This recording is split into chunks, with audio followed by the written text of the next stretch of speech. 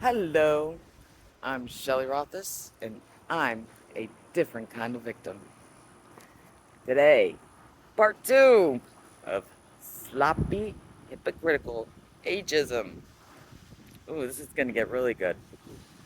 Okay, let's backtrack. Sloppy, hypocritical ageism.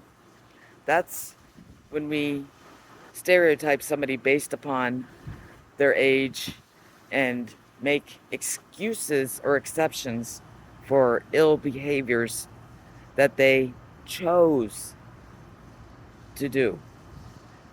Notice the word chose. Now, again, as I described in part one, do they know that those behaviors are wrong? Yeah, just like I said, that even Ava knows what it feels like to get her feelings hurt. Those people do too. They also have the cognitive ability to realize it. Okay, I'm going to give examples of situations that happened based on, certain age groups, and comparing them. Okay, we'll start off of when I was 10 years old. I used to go to epilepsy camp because I have epilepsy, which is a seizure disorder. And there was a young girl there, like 7 years old. She had an intellectual disability and epilepsy. Now, all the kids at that summer camp, they would make fun of her. They wouldn't play with her or anything like that, you know. So, what did I do? That's the question. Did I, at the age of 10, know that was wrong behavior and that it was mean that they were doing that? Of course. You know, even though I was 10 years old, I know that was wrong and that was hurtful, that what they were doing to her, and it was mean. So I would tell them to stop it, and I would yell at them. And guess what? I was the only one that would play with them out of all those kids. But you know what? Each and every single one of those kids knows that was mean. But just like adults, those watchers and onlookers and ones that joined in are just as bad as that bully. Because just like many adults, they'll just sit there and watch it happen when people are being degraded or falsely accused. Because you know what? Their popularity is more important. That makes them weak. Because personal integrity, where is that? That shows that they don't have courage and that they are cowards and weak and don't stand by their morals and what's right and wrong when they do things such as that. Just like those kids. So what happened? One day, the young girl that they always made fun of was swimming in the lake that we were allowed to swim in, and they did have lifeguards. I'm coming over to the lake, ready to go for a swim, and I look up and I see the kids all in a circle, and I'm like, what the heck? And they're pointing down. Ha ha ha! I'm saying all the kinds of crap, and I'm like, what the heck's going on? Oh, I realized it. That one girl that they were bullying was drowning underneath the water in the deep side of the lake. I jumped in there. I swam over. Those kids, they tried to stop me and push me out of the way. Now, people will say, well, I got to protect myself, in case there's violence that comes in. I didn't give a crap. I fought those kids and got them out of my way. Then I dove underneath, grabbed the girl that was drowning, and I went around them and swam her back up and held her above the water so she could breathe. And I kept on going all the way back to shore. Yeah, the lifeguards were there, but guess what? They were too busy kissing. It was a boyfriend and girlfriend. I looked up, I remember looking up at them and yelling at them, aren't you guys doing your job? So, anyways, that shows that even a 10-year-old, such as myself, knows right from wrong. Now, let's go on to the adults. We'll go to my bullying incident. Now, friends, you would think that they have your back. They always say that, or people that respect you. That goes to my word respect and personal integrity. Not in this hate group that was formed about me. They're all talking about degrading me, saying I have a mental illness and blah, blah, blah, you know. And the one person that I thought would defend me or, leave that group ends up engaging in it. That would be the person that I last trusted and actually admired the most out of anybody that I ever did before, besides my father. That was Ken Plog that I had discussed. So, Ken Plog, with that immature behavior, do we say that? Are we going to put down children and stereotype those children that actually know right from wrong, such as myself at that time? No, let's stop that. That's sloppy, hypocritical ageism. Exactly. Let's stop they're acting immature like toddlers or children. Because you know what? That's showing, giving excuses even for children to act in ill-mannered behaviors. Just like saying, oh, well, they're mentally ill. Well, you know what? Even mentally ill people can know the difference between right and wrong. They're not mentally incompetent. That's another topic. That's discrimination. So, big difference. No, they're not acting like children or immature. They're being who they are. I call it assholism. Just like abusers get the excuse, oh, they're emotionally immature.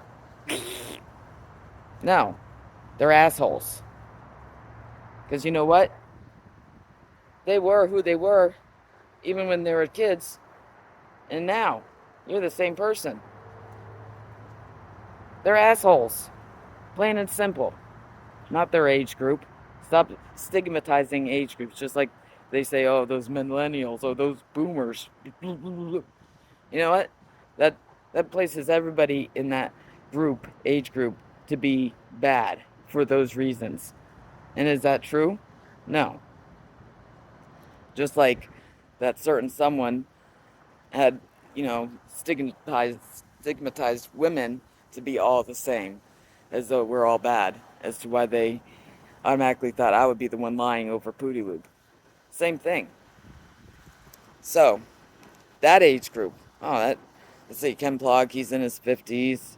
Pooty Loop was in his 50s, I believe, and some were in their, 60s, 40s, so they were all adults.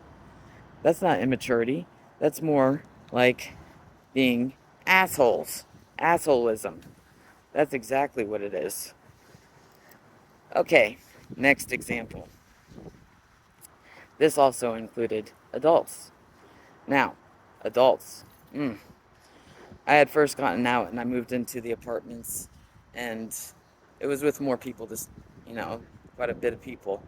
And I had made like 3 friends.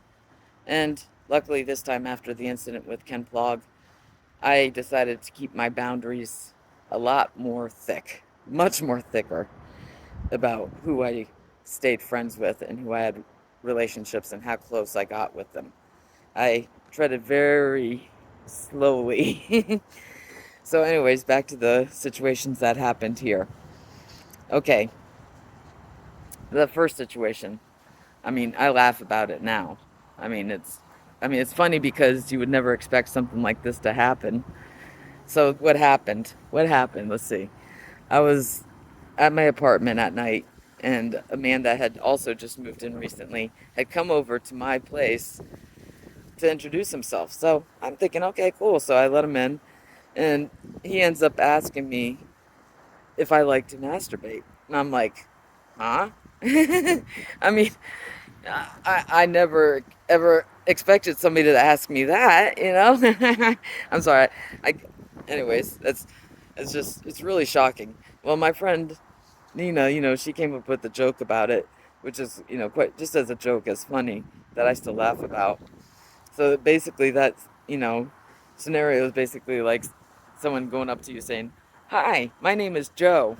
I'm on my way to the mental institute, and I was just wondering if you like to masturbate." Oh my goodness, that is so crazy. He also asked if I like to have sex.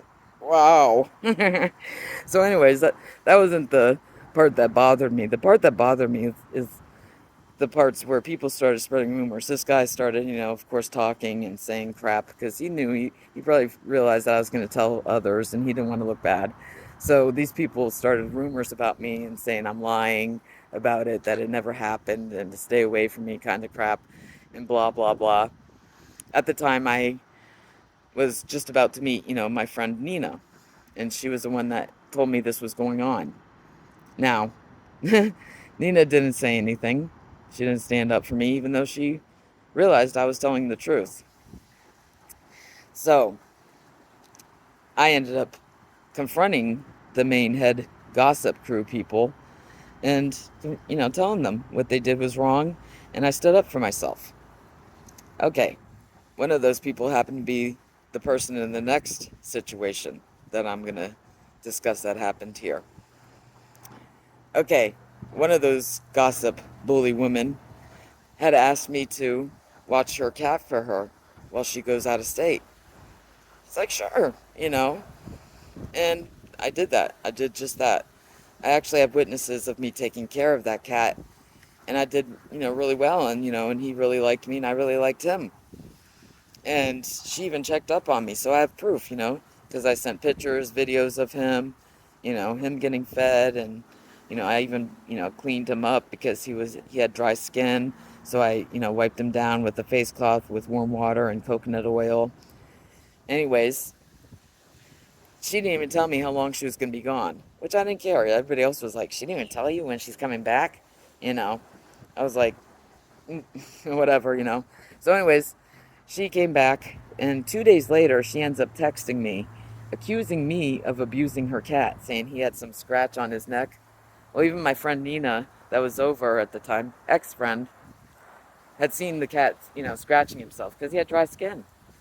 This woman, she buys him dry food, and it's possible that he's malnourished. And I've heard that from others, so I was just assuming that. Is she abusing him? No, I wouldn't accuse her of that because that's not abuse. She's still feeding him. She's still taking care of him. He's getting his needs met. But yeah, I ended up defending myself by her accusing me and protecting myself. So I had called the sheriff's department to let them know what was going on. And I asked them to get her to leave me alone. Did she leave me alone? No. She's an instigator. She's a bully. She ended up, following me and still harassing me, and she's even threatened me. So, this happened yesterday. Now, all along, I would, you would think, my friend Nina would say, because she saw me taking care of the cat and knows that I wasn't abusing the cat. And even she was disgusted that Pauline was, making up this crap about me and spreading it about me and treating me so badly and even harassing me and whatnot. She was disgusted. But did she have the personal integrity to say, whoa, you need to stop saying these lies about Shelley. You need to stop harassing her and threatening her and treating her badly. She did you a favor and took care of that cat. So, stop with the bullshit lies. No, she's weak. She didn't have the personal integrity to, stand up and say something. Just yesterday when Pauline had come over to me, she had, even called me a cunt in 2 times. Me, it's almost like somebody calling me a bitch. I laughed. I said, "Oh, that's nice." She told me, told me that I am mental and belong in a mental institution. She also said that I laugh like a hyena. And then she brought up that I abused her cat right in front of my ex-friend, Nina. And she didn't say one word. So I was curious. I was like, do these people stand up for what they see as wrong? So I asked another friend, Christy, and she told me, she said, a real friend would stand up for you. That's really weak of Nina not to say anything and just sit there and watch that. So I'm like, okay. And then I asked my friend Mary, and she said the same thing. She said that's really weak and you shouldn't be friends with someone like that who doesn't have your back and doesn't defend you when you should be defended in situations such as that. So, I in the past had many bad relationships, as I had mentioned, and that was from being conditioned to believe that I am scum, you know, based on how I was raised. So I had a lot of relationships that I tolerated people treating me in ill ways, in ways that, I don't deserve to be treated. And my expectations were very small. And this situation was a learning experience because this person actually was mad at me, thinking, saying that I got her involved in this and that I was wrong for that and I'm not respecting her. Really? That's pretty sad that she was trying to make me feel guilty that, she was involved in it, you know, because a real friend would have defended them instead of, being mad that they're involved because, you know what? Her, her popularity status might go down or people might attack her for defending her innocent friend. Arrgh. Yeah, some personal integrity there. Call it a coward and, self-centered prick, just like Ken when he did that to me. He cared more about his popularity, his status, you know, didn't want to get attacked himself, basically, and be the bad guy, So he went along with them, putting me down. Okay, so again, ages. What were these people's ages? They're in their, 50s and above. My friend Nina, she's 60. Pauline, she's probably in her 60s. You know, so is it their age? Are they acting immature or like children or like toddlers? No. It's called assholism because even they know right from wrong. And again, like I had already stated, it's a choice to stand by your morals and knowing what's right and wrong and actually standing by it no matter who is involved.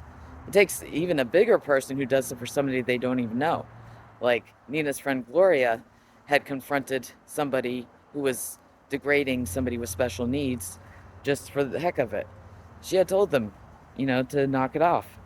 And she's not even friends with that person who was being degraded. Now that is a strong person. Somebody like Nina, that is a very weak person. Someone like Ken, that was being very weak. That doesn't show any personal integrity. So, personal integrity, the personal part. Pride equals real. You're real about what your morals and ethics are. And strong openness. You're going to be strong enough to be open to stand up for your morals and what you see as right and wrong, no matter who is involved, and not make excuses or exceptions for why they have those behaviors. Just like people would say, if I was mean to somebody, oh, well, she was abused and, blah, blah, blah. That's, you know, no, I know right from wrong. Just like I knew at 10 years old, even though I was being abused already by my mom and sister mainly. I knew better. Stop making those excuses. Even I, at 10 years old, who was already being abused, knows that's hurtful behavior and not right. Even I knew. So enough with the ageism.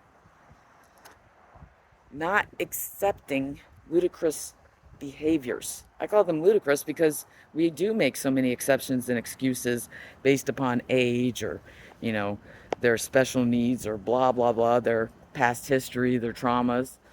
It's ludicrous. These behaviors are laughable because it's the person themselves that we should be laughing at that are doing these ill behaviors, and even the ones that are onlookers who think, oh well, I'm being the good one. I'm just gonna sit here and watch this happen, or I'm gonna join in, or I'm just gonna sit here and laugh.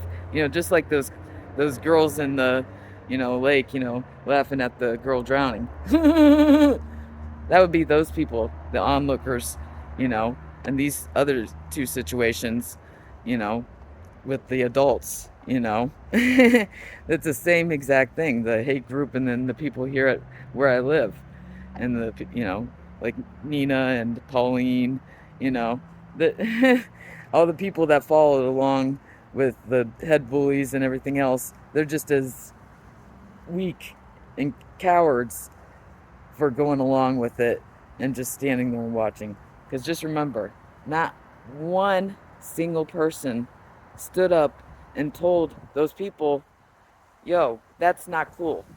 Leave her alone. She didn't do that. That's not true. And it's not right to degrade her and spread rumors about her. Not one single person. That shows you how little personal integrity people have out there. Not many people have it. Very small amount, which is really sad. Which is why sloppy, hypocritical ageism should be tossed out. Get rid of it. Look at that person's behaviors. Look at their behaviors, not their age, not their special needs, not any of that BS. Look at their behaviors as a person, because like I said, who they are now is who they were back then. You're either an asshole or you're not. It's their choice. It's your choice to be an asshole or not. Assholism runs throughout all ages. Assholism. That's exactly what it is. Sloppy, hypocritical ageism. Stop. Take responsibility for your behaviors. I'm Shelley Rothus, and I'm a different kind of victim. See you next time.